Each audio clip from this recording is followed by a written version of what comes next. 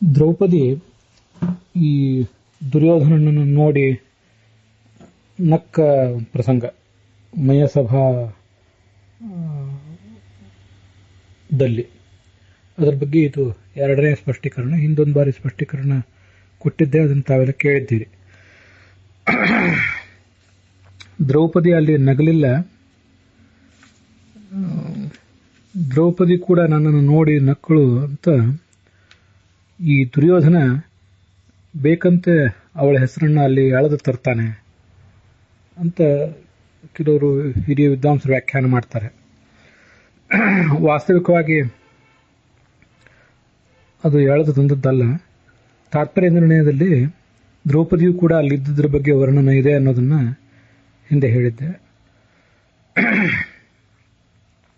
ಮುಂದೆ ದುರ್ಯೋಧನನೇ ಧೃತರಾಷ್ಟ್ರನ ಎದುರಿಗೆ ತನ್ನ ದುಸ್ಥಿತಿಯನ್ನು ಹೇಳ್ಕೊಳ್ಳುವಾಗ ದ್ರೌಪದಿ ಮತ್ತು ಉಳಿದ ಸ್ತ್ರೀಯರು ಕೂಡ ನಕ್ಕರು ಅಂತ ಹೇಳ್ಕೊತಾಳೆ ಅನ್ನೋದನ್ನು ಕೂಡ ನೋಡಿದ್ದೆವು.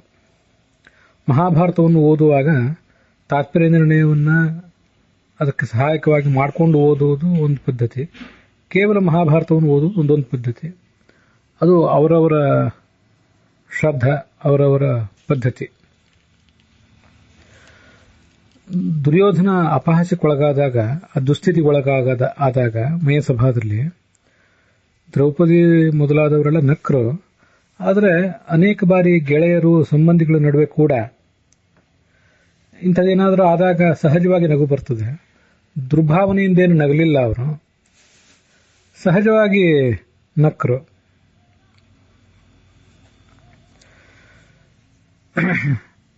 ಆದ್ದರಿಂದ ಸಹಜವಾದಂಥ ಈ ಒಂದು ನಗುವಿನ ಬಗ್ಗೆ ಈ ದುರ್ಯೋಧನ ಯಾಕೆ ದ್ವೇಷ ಬೆಳೆಸ್ಕೋಬೇಕು, ಸಹಜವಾಗಿ ಸ್ವೀಕರಿಸಿಬಿಟ್ರೆ ಆಗ್ತಿತ್ತು ಅಂತ ಕೂಡ ಕೆಲವರು ಹಿರಿಯರು ಅದನ್ನು ವ್ಯಾಖ್ಯಾನ ಮಾಡ್ತಾರೆ. ಆದರೆ ತಾತ್ಪರ್ಯ ನಿರ್ಣಯ ಹೇಳುವಂತೆ 21ನೇ ಅಧ್ಯಾಯದಲ್ಲಿ 283ನೇ ಶ್ಲೋಕ ಅದು. ಕ್ಷಿತಿಭಾರ ನಾಶ ಹೇತೋಹ, ಭೂಮಿಯ ಭಾರವನ್ನು ನಾಶಪಡಿಸಲಿಕ್ಕಾಗಿ ಕೃಷ್ಣ ಒಂದು ವೇದಿಕೆಯನ್ನು ಸಿದ್ಧಪಡಿಸಬೇಕಾಗಿತ್ತು. ಅದಕ್ಕಾಗಿ ಆತ ಸನ್ನೆ ಮಾಡಿದ, ನಗಲಿಕ್ಕೆ ಸೂಚನೆ ಕೊಟ್ಟ ಭೀಮಾದಿಗಳಿಗೆ. ಭೀಮ ದೊಡ್ಡ ಧ್ವನಿಯಿಂದ ನಕ್ಕ, ದ್ರೌಪದಿಯು ಕೂಡ ನಕ್ಕಳು. ಹೀಗಿದು ದುರ್ಯೋಧನನನ್ನು ರೊಚ್ಚಿಗೆಬ್ಬಿಸಿ ಆ ಮೂಲಕ ಭೂಭಾರ ಹರಣಕ್ಕೆ ಒಂದು ಮಾರ್ಗವನ್ನು ಮಾಡಿಕೊಡಬೇಕಾಗಿತ್ತು. ಅದರಿಂದ ಉದ್ದೇಶಪೂರ್ವಕವಾಗಿಯೇ ಈ ಕೃಷ್ಣ ನಕ್ಕಿದ್ದ ಅಂತ ಅನ್ನೋದನ್ನು ನಾವು ತಿಳ್ಕೊಳ್ಬೇಕು. ದುರ್ಯೋಧನ ಅದರಿಂದ ರೊಚ್ಚಿಗೆದ್ದು ಪಾಂಡವರ ಮೇಲೆ ಸೇಡು ತೀರಿಸಿಕೊಳ್ಳಿಕ್ಕಾಗಿ ಮಾರ್ಗಾಂತರವನ್ನು ಹಿಡಿದದ್ದು ಅದೆಲ್ಲ ನಮ್ಗೆ ಗೊತ್ತಿದ್ದೇ ಇದೆ. ಅದಲ್ಲದೆ ಭಾಗವತದಲ್ಲಿ ದಶಮಸ್ಕಂದದ ಉತ್ತರಾರ್ಧದಲ್ಲಿ 86ನೇ ಶ್ಲೋಕ, ಅಲ್ಲಿಯೂ ಕೂಡ ಜಿಹೀರ್ಷು ಭುವೋಭರಂ ಅಂತ 86ನೇ ಅಧ್ಯಾಯ 8ನೇ ಶ್ಲೋಕ ದಶಮಸ್ಕಂದದ್ದು.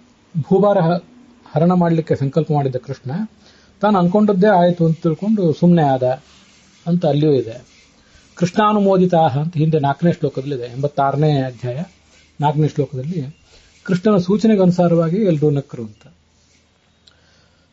ಆದ್ರಿಂದ ಈ ಘಟನೆಯನ್ನು ವ್ಯಾಖ್ಯಾನಿಸುವಾಗ ತಾತ್ಪರ್ಯ ನಿರ್ಣಯದ ಸಹಾಯ ತಗೊಳ್ಳುವಂಥವರೇ ಆಗಲಿ, ಸಹಾಯ ತಗೊಳ್ಳದೇ ಇದ್ದಂಥವರೇ ಆಗಲಿ, ಎಲ್ಲರೂ ಕೂಡ ಗಮನಿಸಬೇಕಾದದ್ದು. ಭಾಗವತದಲ್ಲಿಯೂ ಕೂಡ ಭೂಭಾರ ಹರಣಕ್ಕಾಗಿ ಕೃಷ್ಣ ಪ್ರಯತ್ನ ಪಟ್ಟದ್ದು ಈ ಪ್ರಸಂಗದಲ್ಲಿ ಎಲ್ಲರನ್ನೂ ನಗಿಸುವ ಮೂಲಕ ಅಂತನ್ನೋದು ಸ್ಪಷ್ಟ ಇದೆ. ತಾತ್ಪರ್ಯ ನಿರ್ಣಯನೂ ಕೂಡ ಅದನ್ನೇ ಹೇಳಿದೆ. ಮಹಾಭಾರತವಾಗಲಿ ಭಾಗವತವಾಗಲಿ ಆ ದ್ರೌಪದಿ ಆ ಪ್ರಸಂಗದಲ್ಲಿ ಅಲ್ಲಿದ್ದಳು ಅಂತನ್ನೋದನ್ನ ಸ್ಪಷ್ಟವಾಗಿ ಹೇಳಲಿಲ್ಲ. ಮಯಸಭಾದ ಪ್ರಸಂಗದಲ್ಲಿ ಆ ದುರ್ಯೋಧನ ದುಸ್ಥಿತಿಗೆ ಒಳಗಾದಾಗ ದ್ರೌಪದಿ ಅಲ್ಲಿದ್ದಳು ಅಂತನ್ನೋದನ್ನ ಸ್ಪಷ್ಟವಾಗಿ ಹೇಳಲಿಲ್ಲ. ಯಾಕೆ ದ್ರೌಪದಿ ಅಲ್ಲಿದ್ದುದನ್ನ ಮಹಾಭಾರತವಾಗಲಿ ಭಾಗವತವಾಗಲಿ ವರ್ಣಿಸಲಿಲ್ಲ ಯಾಕೆ ಅಂತ ಒಂದು ಪ್ರಶ್ನೆ ಬರಬಹುದು ನಮಗೆ. ಇದೆಲ್ಲ ಪುರಾಣಗಳ ಒಂದು ಶೈಲಿ ಅಷ್ಟೆ. ಸಭಾಪರ್ವದಲ್ಲಿ, ಮಹಾಭಾರತ ಸಭಾಪರ್ವದಲ್ಲಿ ಕೃಷ್ಣ ದ್ವಾರಕೆಗೆ ಹೋದ ಬಳಿಕ ಮಯಸಭಾಂಗಣದಲ್ಲಿ ದುರ್ಯೋಧನನಿಗೆ ದುಸ್ಥಿತಿ, ಮಾನಭಂಗ ಆಗ್ತದೆ. ಆದರೆ ಭಾಗವತದ ದಶಮ ಸ್ಕಂದಕ್ಕನುಸಾರವಾಗಿ ಇದನ್ನು ನಾವು ವ್ಯಾಖ್ಯಾನಿಸಬೇಕಾಗ್ತದೆ. ಆವಾಗ ಕೃಷ್ಣನು ಕೂಡ ಅಲ್ಲಿ ಇದ್ದ ಅಂತ ಅನ್ನೋದನ್ನು, ಕೃಷ್ಣ ಇದ್ದ ಅಂತ ತಾತ್ಪರ್ಯನೇನು ಹೇಳಿದೆ, ಭಾಗವತನು ಹೇಳಿದೆ. ಮಹಾಭಾರತ ಯಾಕೆ ಹೇಳಲಿಲ್ಲ? ಅದೊಂದು ಮಹಾಭಾರತದ ಶೈಲಿ. ಹಾಗೇನೆ ದ್ರೌಪದಿಯು ಕೂಡ ಅಲ್ಲಿ ಇದ್ದಳು ಅನ್ನೋ ಸಂಗತಿಯನ್ನು ಮಹಾಭಾರತ ಯಾಕೆ ಹೇಳಲಿಲ್ಲ? ಇದು ಕೂಡ ಕೃಷ್ಣ ಇದ್ದ ಅಂತ ಅನ್ನೋದನ್ನ ಹೇಳಲಿಲ್ಲ ಹೇಗೋ ಮಹಾಭಾರತ, ಆ ಥರ ಇದೊಂದು ಕಾಲ ವ್ಯತ್ಯಾಸ, ಪುರುಷ ವ್ಯತ್ಯಾಸ.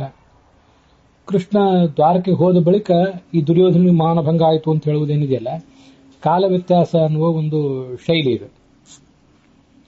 ದ್ರೌಪದಿ ಅಲ್ಲಿ ಇದ್ದಳು ಅನ್ನೋದನ್ನ ವರ್ಣಿಸದೇ ಇರುವ ಮೂಲಕ ಮಹಾಭಾರತ ಅದು ಒಂದು ವ್ಯಕ್ತಿ ವ್ಯತ್ಯಾಸ ಅಥವಾ ಒಂದು ಪ್ರಸಂಗ ವ್ಯತ್ಯಾಸ, ಈ ರೀತಿಯಾಗಿ ಆ ಶೈಲಿಗಳನ್ನು ಅನುಸರಿಸಿದೆ. ಹಾಗೆ ಈ ಎಲ್ಲ ಸಂಗತಿಗಳನ್ನು ಅರ್ಥ ಮಾಡ್ಕೊಳ್ಬೇಕು ಅಂತ ನಂದು ಎರಡನೇ ಸ್ಪಷ್ಟೀಕರಣ. ಇದನ್ನು ಕೇಳಿ ತಮ್ಮ ಅಭಿಪ್ರಾಯ ತಿಳಿಸಬೇಕು.